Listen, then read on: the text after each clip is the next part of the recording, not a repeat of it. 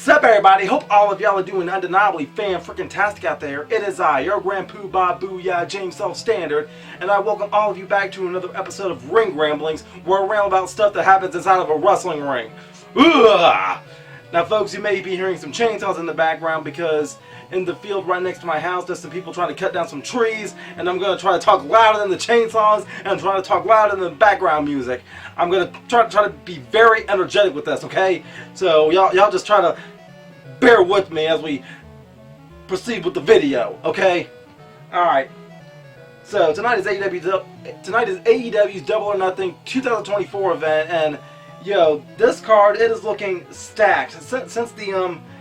Since Jack Perry came back and since the Young Bucks turned heel, like I am becoming a fan of this whole aura that is surrounding AEW right now. Because I know not too long ago AEW was being considered dying, I guess, because of the low attendance records. But like I'm getting more and more invested now than I have for these past few months. All right. But let's just go ahead and ramble about some of the matches, alright?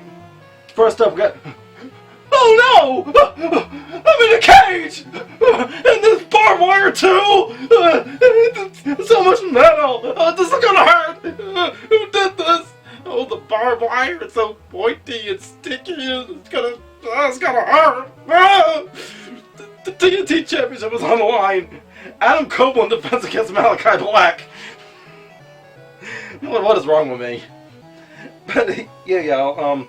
Adam Copeland defends against Malachi Black, and I was excited for this match, but putting these two in a cage is making me very excited. Like, I'm just thinking about Edge showing up to Hell in a Cell 2008 to face Undertaker, and I'm imagining that Edge in this match. But I would love to. Honestly, I love both of these guys. I would love Malachi Black to win the match, but I wouldn't. But I don't think I want to see Adam Copeland lose the title yet. I guess. Like, this is his first major feud outside of Christian Cage. Now you got me saying it, but.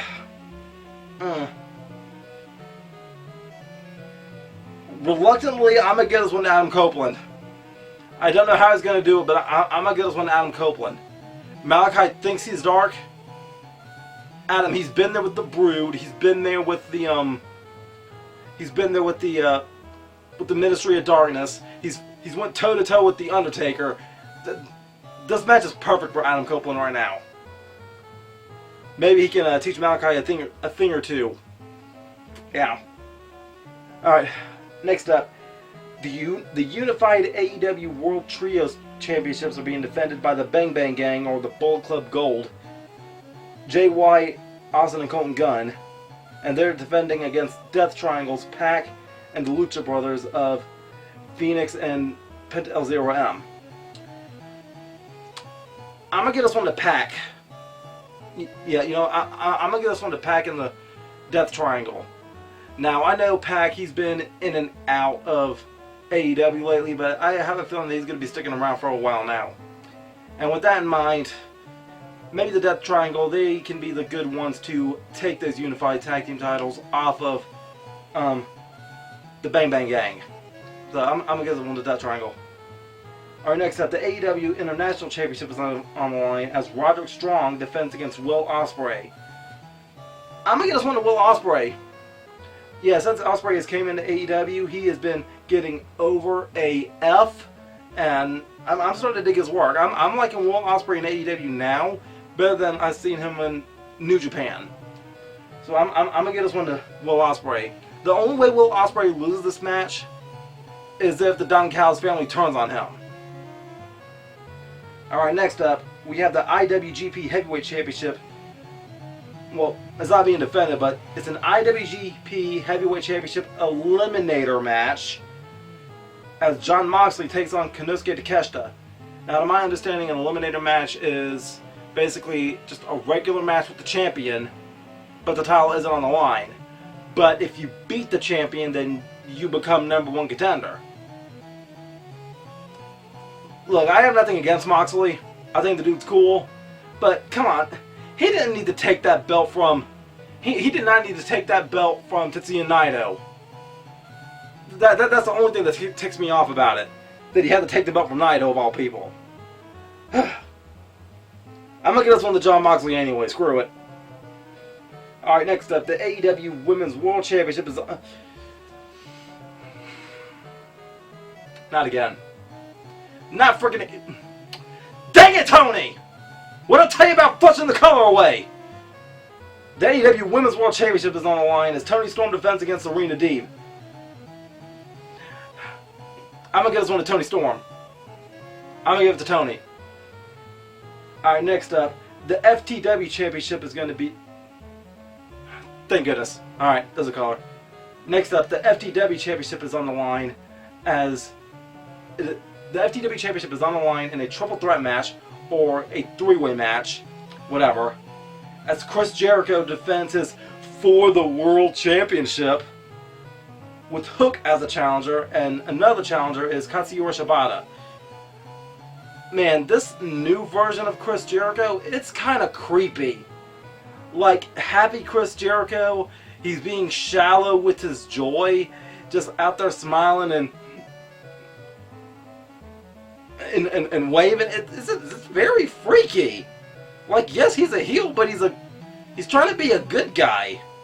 It's weird, and I know weird, but this is the bad weird, and it's making me uncomfortable. And I know Chris Jericho, he's landed in a lot of hot water recently. A lot of folks are wanting him to just retire already. A lot of people are getting sucked into the Jericho Vortex, and he's running with that. Like, Jericho, he's not even using Judas as an entrance theme anymore. I'll admit, though, his Spotlight song, it's kind of catchy. I've been listening to it this month a lot. I like that song. But I don't see Jericho losing this match. Jericho's not losing this match, and he's not losing that title. Alright, next up. Orange Cassidy takes on Trent Beretta. And, y'all, I am ticked off at Trent Beretta for ending the Best Friends the way he did. And on top of that, for Chuck Taylor to be... Sexy Chuck E.T. Chuck Taylor not to be medically cleared to wrestle anymore. Screw you, Trent. I hope Orange Cassidy beats your Tookus. Alright, next up, the TBS Championship is on the line as Willow Nightingale defends against Mercedes Moné. Willow, you better not lose this match. I mean, girl, don't you dare lose this match. Don't you dare lose that title. I got nothing against Mercedes Moné. I got nothing against Sasha Banks. Whatever. But if the only reason she's winning is because she's fresh to the company, no! Like, you look at Mercedes Moné, that's everything a champion should be. You look at Willow Nightingale, who is vastly unique in her own way, and her losing the belt to Mercedes Moné will be very heartbreaking to a lot of people. Do not let Mercedes Moné win this match. Alright, next up, we have an 8-person Anarchy in Arena tag team match. This is going to be a mouthful. FTR's Dax Harwood and Cash Wheeler team up with Bryan Danielson and Darby Allin to take on the Elite's Jack Perry, AEW's Continental Champion Kazuchika Okada, AEW's Tag Team Champions Young Bucks, Matthew and Nicholas Jackson. Those last two are the EVPs of the company. And out of everybody in the Elite, I understand that Kenny Omega, he's an EVP in his own right, and the Young Bucks, they've been abusing their power. But there was one member of the Elite that's not exactly been around lately, and that's Hangman Adam Page. Now, I know he might be out with injury. I'm not sure how long he's supposed to be out, but I wonder what's going to happen when Hangman comes back and tries to take on the EVPs. Like, either Hangman is going to join the Young Bucks himself, rejoin with the Elite, or he's going to stand with Kenny Omega and this other team. I'm not going to lie, I would pop if Hangman comes back and helps Team AEW at. That's what they're calling themselves. But, man, I gotta give it to Darby Allin, though. Dude went through glass to lose his tag team championship. He was getting ready to go climb Mount Everest. Ends up having a foot injury on top of that. And then he ends up getting hit by a bus. Still surviving that. And now he's here in Anarchy in the Arena. This is going to be nuts. This is going to be insane. And I'm ready for it. I'm ready for it. Alright, and lastly, the AEW World Championship is being defended by Swerve Strickland, who takes on Christian Cage. Christian Cage. Christian Cage. Not Christian. Christian Cage, not Christian. Okay? Not Christian. Christian. Nigel McGuinness, please slap yourself for making me say this. Yeah, but look, Swerve, he is over as heck right now, and I gotta see him win this match. But one thing I also gotta see is freaking Killswitch Luchasaurus to finally stand up to Christian already. I want to see Killswitch take down Christian and just lay him flat already. That monster has no business. That big dinosaur freak has no issue being a puppet for Christian. It makes no sense. But yeah, y'all, I'm going to go ahead and wrap this video on up. I hope all of you will enjoy Double or Nothing happening tonight. I know I will.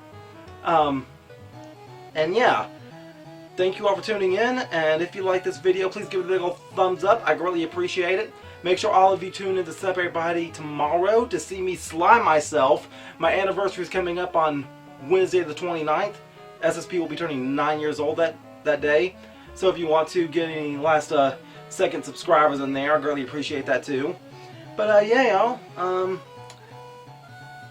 I love all you viewers out there, and until next time, make sure all of you remember to be outrageously optimistic year round. Booyah! I'm out.